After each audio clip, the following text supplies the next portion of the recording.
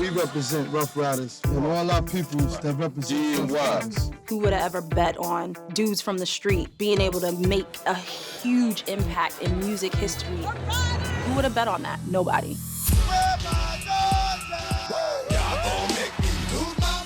It was Swizz, DMX, The Lock, E. Ruff Ryders was on fire. It was insane. We've set trends, trailblazed, turned shit up. X touched the nerve that the streets were starving for one of them. What's real, it's not gonna be ignored. What could turn out to be one of the most influential rap albums of the year came out today by DMX. Who else can make 2 albums in a year? Can't nobody do that. Everybody was at that height, like, we are the shit. It's party, it's weed, no sleep, it's women. Just because we got a little bit of money now, we're still dealing with guys from the streets. Several people were stabbed. Some are reported in critical condition. Fame is a lot. I went through a depression, and it all just kind of fell on me. I watched my best friend gain the world and lose his soul. I'm so tired. A lot of things fell back. It started going left. We built Ruff Ryders together. You know what I'm saying? I should have had some part of it. Something went wrong with the bike.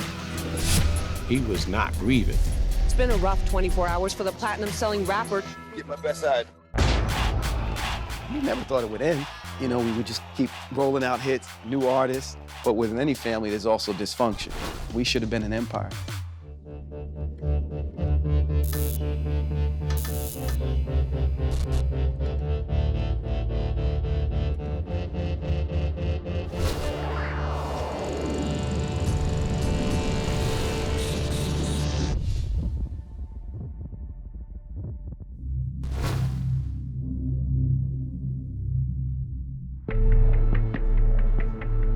Before I became Ruff Ryders, I was in these streets.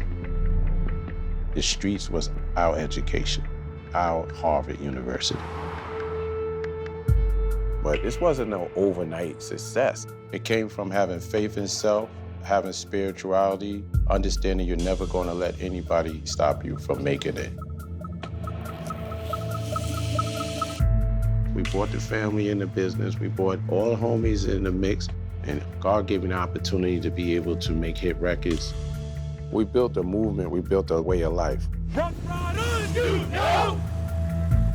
But everything go up must come down. You're not gonna stay up on top forever.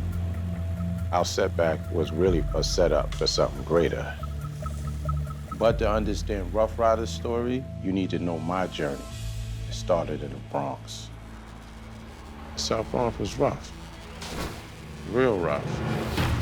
There was a shooting in the Bronx today, an execution, really. Everywhere you go, the same thing. People getting high. Drugs, disease, violence, crime. You name it, you could find it or buy it here.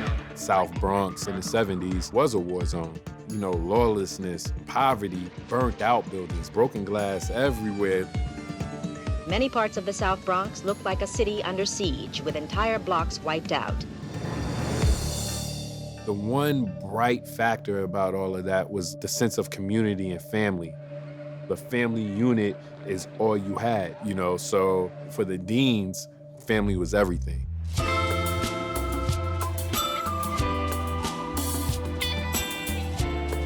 I wasn't thinking about motherhood at 15, but fortunately it happened and I have my 6 children. We always emphasized the ethics and principles was always the main thing that we wanted them to have.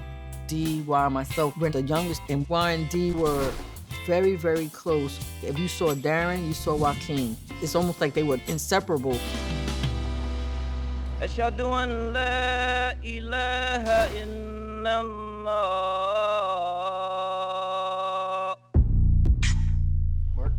My father was a Muslim, so we had discipline. It's kind of like discipline preparing you for things that's going to come in life. When you think about structure in a lawless environment, that's what the Nation of Islam did. It transformed a lot of men into disciples of discipline.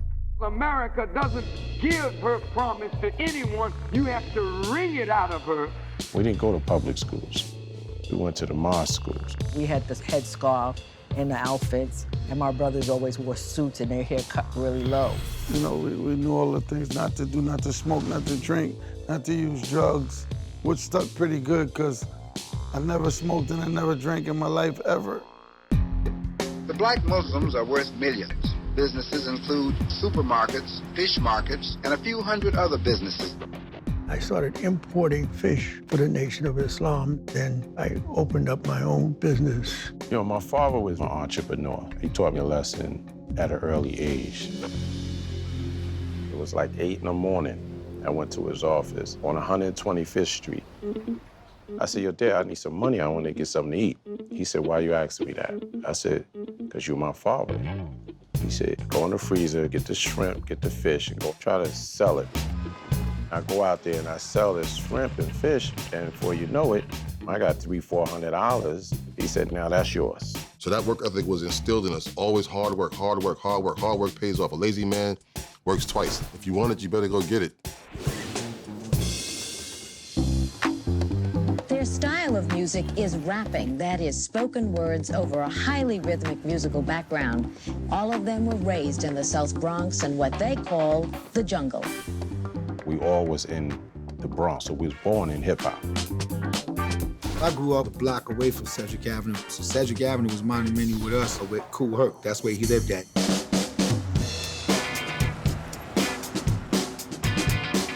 Kool Herc definitely is the pioneer of hip-hop and started the whole thing right up under our nose. My room and Dee's room was right directly over Kool Herc's room. He had speakers almost as big as this room, blast me right out the bed. When Kool Herc gave a party, everybody be there. Me and Dee was 6, 7 years old. We used to take the crates out from Kool Herc's house into his van to go and do these sets in the park right down the block. When Kool Herc with DJ, we would go over there and break dance, so we was getting music all the time. When you're young, you don't even realize if you're rich or you're poor yet. Me and Waah, we was just having fun at a young age. When my parents got divorced, it threw everybody in a loop because we were so used to having that unity and we were taught structure and discipline. My mother, she didn't totally accept Islam 100% wholeheartedly. At that time, my father was fully Muslim. He didn't take no mess, so they clashed. And then Albert, the storefront corner on fire with all his merchandise, and he had no insurance. So that also led to the breakup. We had a lot of changes that went on in our life, and it became a little difficult. My father did what he can to support, but at the same time, she had 6 kids, so we eat a lot. I knew that I had to keep my strength for them. I couldn't show them weakness, but there are gonna be days when you're gonna eat, and there are gonna be days when you're not. And they knew those days very well. We used to eat rice with sugar. Butter and rice, mayonnaise sandwiches. You know, a lot of people know about that, you know. Unfortunately, I lost my job. Therefore, I lost my apartment. And that's when it all started.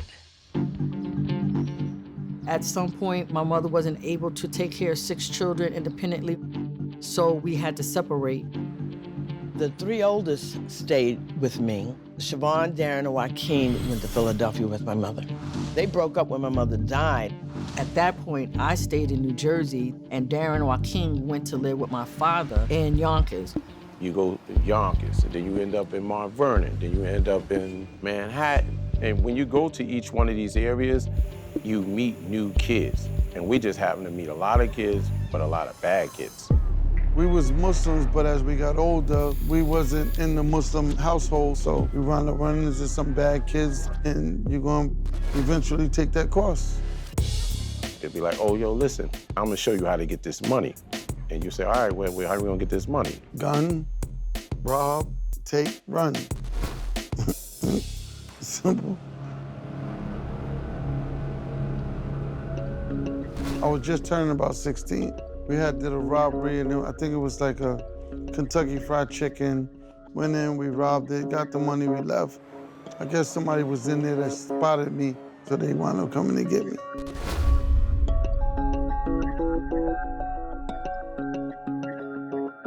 And then I get locked up about 13, 14 or whatever for a robbery. Then they set me to Spofford.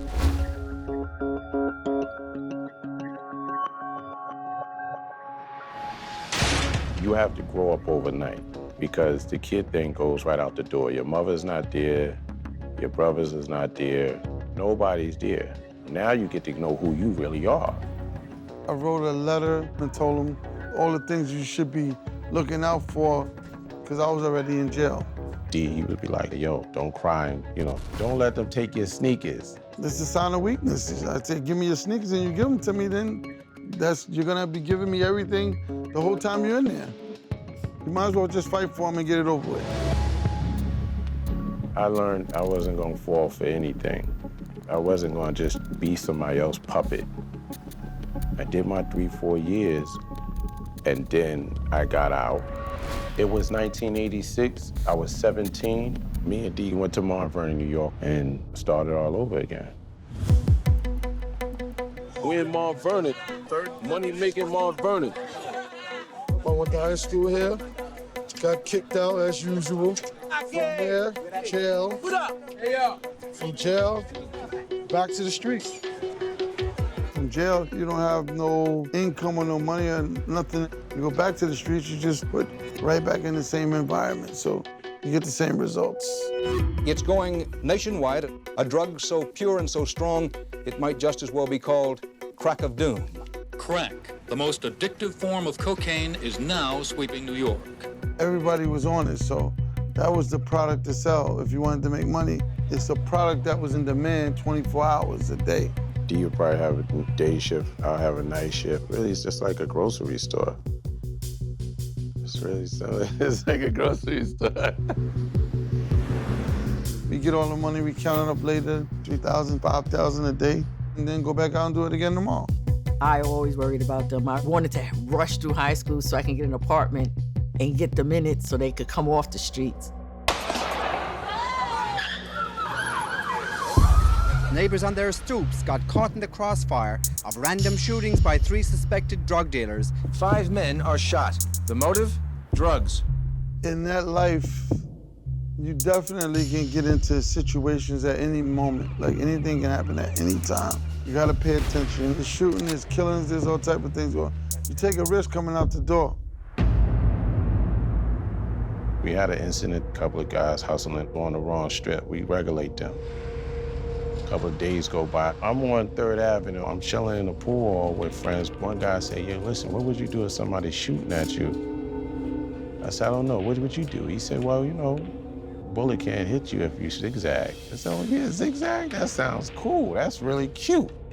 So I leave, and when I get up the middle of the block, some guy jumps out off the steps with a mask on, with a gun. And so I give him 100 singles, say, here, this is what you want, it's a robbery. This guy say nothing, so he clicks and it jams. So I run. Boom, boom, boom, he's clicking, he's trying to kill me. I start zigzagging, the gun goes off, I'm hit. Can't believe it, I just got shot.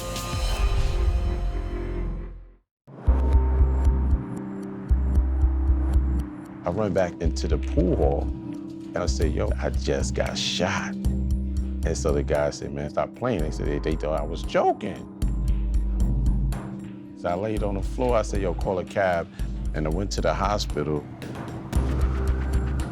They called me and said, do you have a son, Joaquin Dean? I said, yes. Well, he's down in emergency. He's okay, but he got shot. I go to sleep and wake up. They say nothing they could do with the bullet. So I got a bullet launched in my heart. The doctor said it would be more dangerous to operate than not. And they did the right thing. Don't touch it. If it don't bother you, don't bother it. So it was a wake-up call. After that, I was still in the street hustling, but I started looking for new endeavors because we was playing tic-tac-toe with this situation. We was putting our life on the line. And that's when I seen that Heavy D and Puffy and CL Smooth come out of my neighborhood in Mount Vernon. And they was kids from around the way that actually got successful doing something legitimate. Yo, money earning Mount Vernon. What's up out there, America? It's time for MTV Raps. My man is super large. And the overweight lover, Bon Diddly Diddly D. Yeah, my man's name is Heavy D. What's up, Heavy? Man? We seen them come from riding skateboards and bicycles to riding Benz and Bentleys and on TV. I'm out here throwing bricks at the penitentiary. What we doing wrong? Heavy D was one of the coolest dudes in the world. About his business, very respectful. You couldn't get him to curse on a record. Although I may drink a Coke, hell no, I don't smoke no Coke. He knew how to make songs that will stand the test of time. You know, we keep our ear to the street. You know, most of our crew was still, we still in the ghettos and all that. Crazy thing is, Heavy D's brother was, hanging out with us and we was running the streets. And one day in Mount Vernon, New York on 3rd and 3rd, Heavy D pulled up in a Benz. He had, a little entourage with him. And I asked him, yo, y'all in the music industry, y'all doing real big things with Uptown Records. How do we get in the game? We want to get out of these streets. Hev said, listen, if you find an artist that you believe in, bring them to me. I might do a deal with you because I'm looking for artists anyway. At that time, I was standing there with Tiny. And so I said, I got that artist. I know her. He said, he has to be that artist. He has to be gold artist, a hit-making artist. I said, I got him. They all looked at me like I was crazy. You had a cassette, Darkman X mixtape. Polo was short, somewhat stocky, high top fade, built like Rocky. My first reaction was, where's he at right now? I need to see him now. This can get us out of the streets. And one day, Polo said boosting's good, but we're not making half as much money as we could. So we went around, asking a few places. A couple of people told me where it was. I know where. All right, cool. So we went over there on Locust. 3, 4 in the morning. Over here. That's where they parked at. This is the ghetto of the ghettos over here. I'm a hood. You can pull up, stop. I'm gonna take a step back. DMX interview, take 3, Mark. When Waah pulled up, friend or foe, I didn't know. He's like, yo, you know DMX? I don't know why. Because, I did a lot of dirt. He was taken aback a little bit because he never seen Waah before. So I said, nah, it's my man. All right, he got comfortable then, and I made the introduction. Tip like, yo, I got my man Waah. He want to get in this music business. He wants you to work with him. Tell me, yo, I'm gonna be back 11 in the morning. And they can tell me that shit for the longest. Yeah, you listen to it, whatever. I said, well, we different people over here, you know what I'm saying? So we keep our word. I didn't dismiss him. I didn't put too much into it either.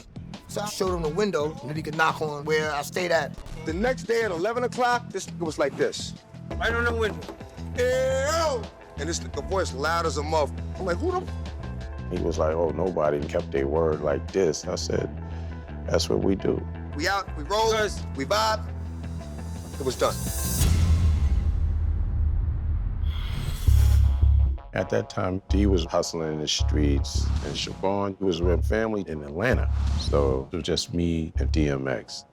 But DMX was really a hard artist to deal with. He had robberies, he had situations, people, come looking for him. X was a legend for the 2 R's, rapping and robbery. And he was good at both. That was my reputation, rapping and robbing. And Double R was already there. Before we even came up with it, it was already there. And sometimes I'd rob people with my dog. He was about 40 pounds, little pit bull. I got him tattooed on my back. That was the time we both had warrants for us. X didn't need no gun, he had the dog. Who wants to get bit? I'd rather get shot. He would walk into projects and just have people up against the wall, take that off, run in people's pockets, all types of craziness. Like, yo, that's wild. With a dog. The gun is only as powerful as the person behind it. I've taken guns out of people's hands before. The dog is it's like a bullet that'll chase you. He's gonna get you. He was always in a lot of trouble. He had a lot of ups and downs, got in a lot of fights, a lot of situations. But X is who you want him to be. If you want to be bad, you can get the bad X. You want to be cool, you can get the cool X. That's why we ask, are you DMX or are you Earl Simmons today? Who are you? Earl is the child. He's a good kid. Means well, and wants to do good, and wants to please people.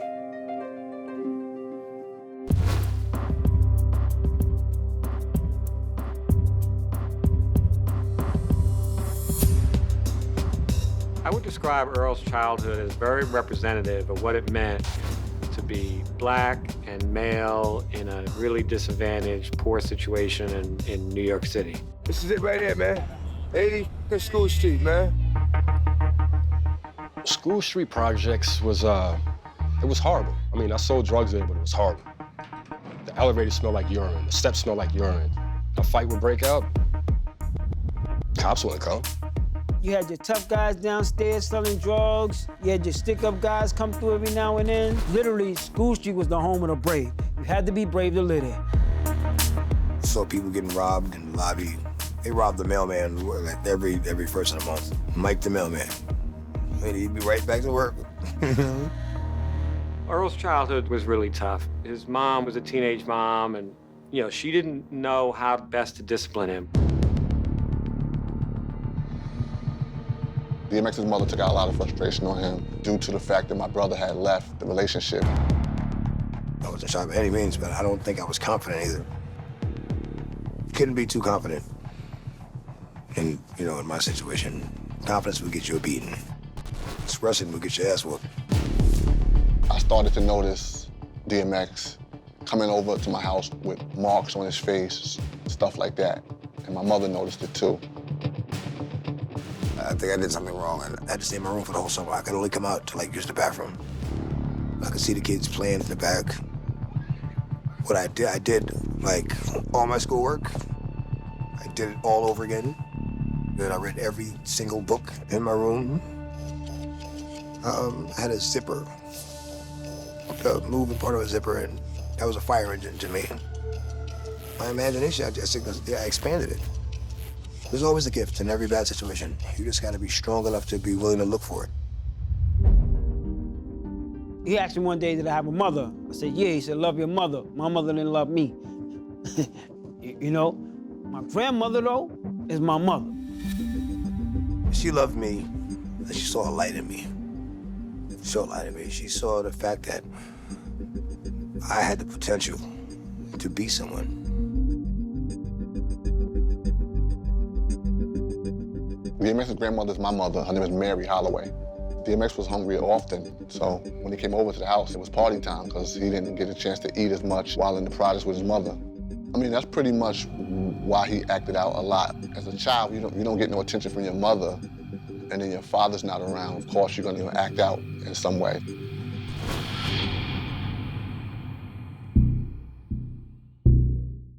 I was a smart kid. I don't know if I was a good student. I'd get into fights in class. I'd actually challenge the teacher sometimes. Sit down, make me. I was angry about being told what to do. When Earl's mom couldn't take it anymore, she just started sending him away to these group homes for juveniles where, kind of half educational institutions and half penal institution. And one of the schools that Earl's mom sent him to was Children's Village. So the procedure is you go there for an interview and then take you home. Then, you prepare to come back. He was under the impression that he was just looking around. He wasn't gonna stay. My mother comes back. I'm across the room. It's all right, I'll see you in 3 months. And I'm like. And she left. In my mind, I'm like, you can't leave me. You know what I mean?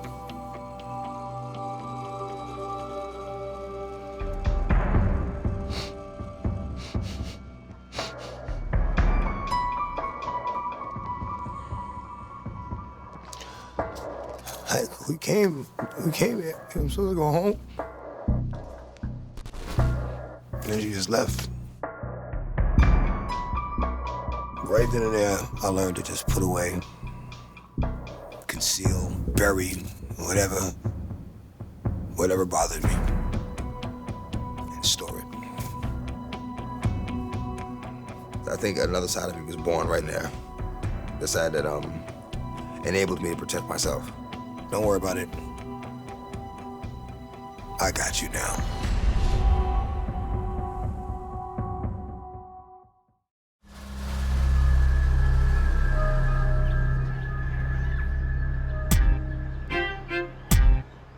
This is Crowley's cottage. This is where Earl lived for 2 years. Music was the lifesaver for Earl. He just was so passionate that would help him to express himself. When I started beatbox, maybe 83. I was good at it. At that time, hip-hop was new. You just had to do something. Beatbox, breakdance, electric boogie, or you did graffiti, or you DJ'd, or you just had to do something, because that's what everybody was doing.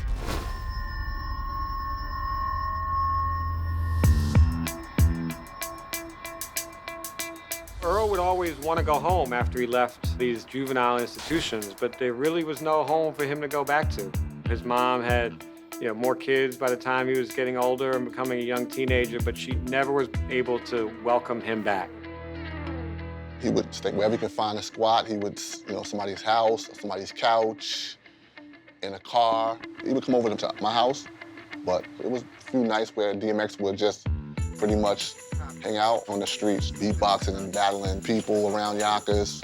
I partnered up with this guy named Reddy Ron, and he would rap, and I would just do the beatbox. Reddy Ron was this, one of the illest MCs in Yonkers at the time. He was the first male role model I ever had in my life. He was the first person I seen roll a blunt. He was rolled up ready, he lit it, and I remember hit it, and as soon as I blew the smoke, I was like, oh shit, like, what the? It was, I think, like what they would call a wooly, which was lacing a cigarette with crack. He said it was just weed, like, why would you do that? I was 14 years old, and I looked up to you. First person that was a male that I ever wanted to be like in my life. Why would you do that? But he was also the person that suggested that I should write rhymes.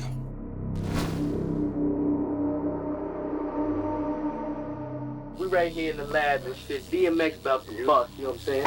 My rhymes are kicking, cooking like chicken, finger licking good. I'ma hood your fear stricken out the DM, destroy MC soon as I see him. They can't just grab the mic. I did a lot of, walking through Yonkers, looking for people to rob, and if I came across a rap battle, hey, just as good, just as good.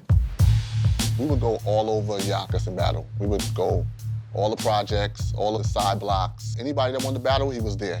DMX took that craft serious, like a chess player or a tennis player. He wanted to win at all costs.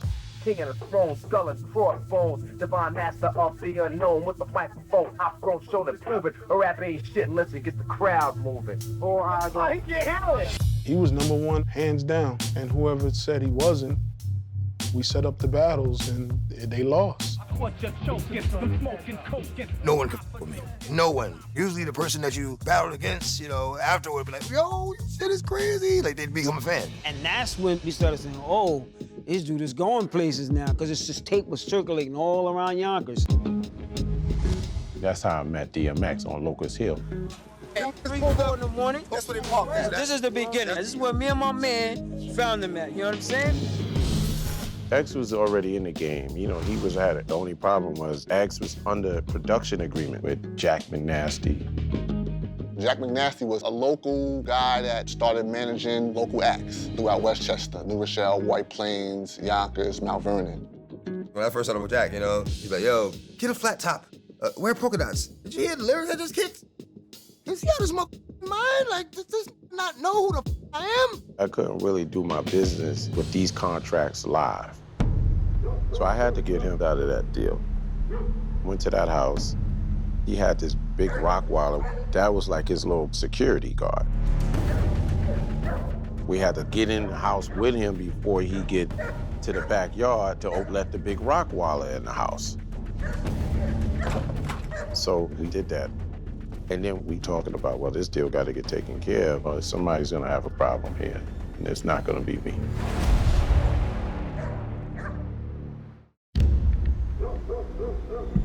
Jack McNasty was DMX's manager.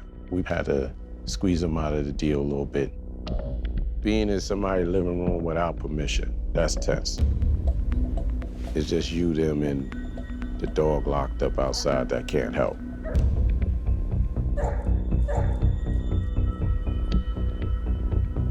But really, he knew that he had him under contract and X wanted out.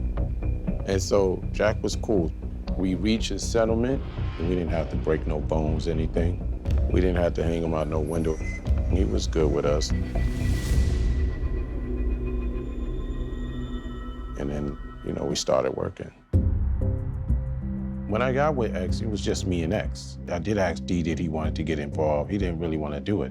I was probably outside in the streets hustling, so I wasn't thinking about music at that time. My sister Siobhan was down in Atlanta working with Uncle Lenny. He had a lot of music clubs, so she was getting hands-on relationships. That's why I went to go get her to help me out. My Uncle Lenny was in the music industry and promoted all kinds of shows with Ashford and Simpson, Patti LaBelle. So one day my uncle told me, I'm gonna teach you how to make money without having to sell your, basically. When Waah came to Atlanta, I saw a young man asking for help to get off the street. So that's how I viewed it. That's when the role started becoming more defined. I'm the office person focused on doing contracts and communicating on a business level. And Joaquin is the go-getter. I just started focusing on DMX and putting a lot of work on ground. I'd take him everywhere, to battle, perform.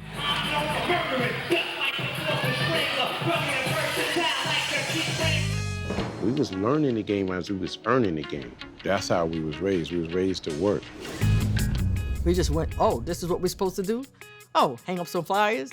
Oh, make some mixtapes? The tapes was popping. I mean, like I was disrespectful. I was battling on tapes and making disrespectful songs and just capturing what was going on in the hood. So then at that point, we started thinking about names. We came up with special effects and, you know, it wasn't popping. I was living in Yonkers at the time, and we were watching Posse. And I'm mesmerized about this movie. I'm just sitting there stuck. They were trying to catch a train. So the train's going, and they're riding hard. And each one jumps off their horse to get on there. So I said, yeah, that's rough. Then I thought about it. They're rough, too. I said, rough. Yeah, I said, Ruff Ryders. She said, ride or die. I said, that's it.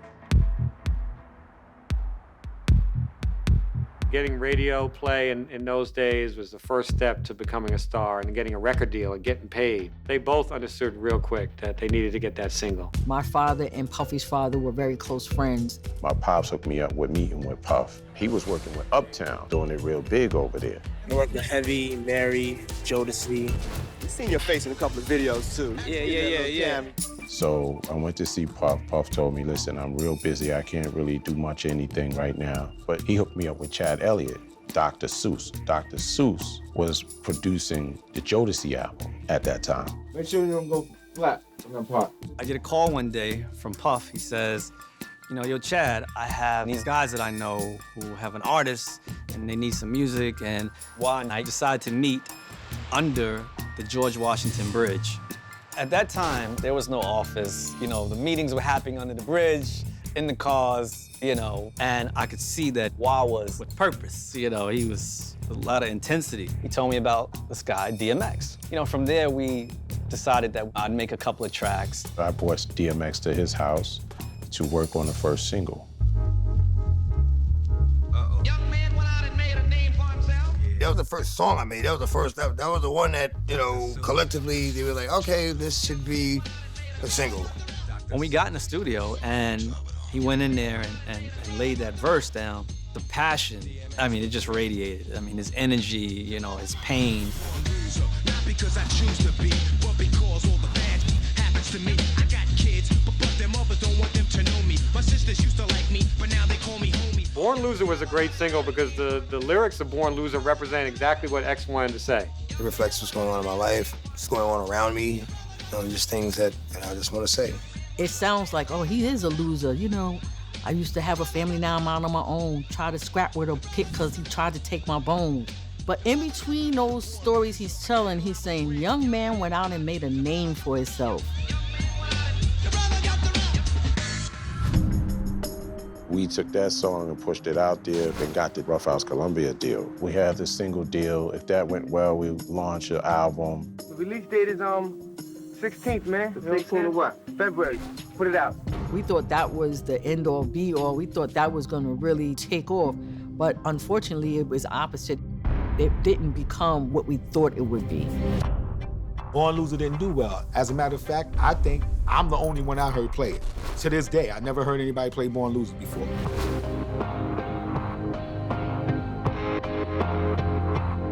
We were taking him around different places, but DMX was gritty, so labels were apprehensive about putting out his music or, being associated with him. A large part of me not getting signed was word on the street. Like, oh, but he runs around and he does this, he robs people, he gets high, and he does drugs. Right? But my thing is, I'm the best. Crack cocaine was his demon. It wasn't hidden. Like, everybody knew he had a drug problem. Like, that's what put him on that wrong path.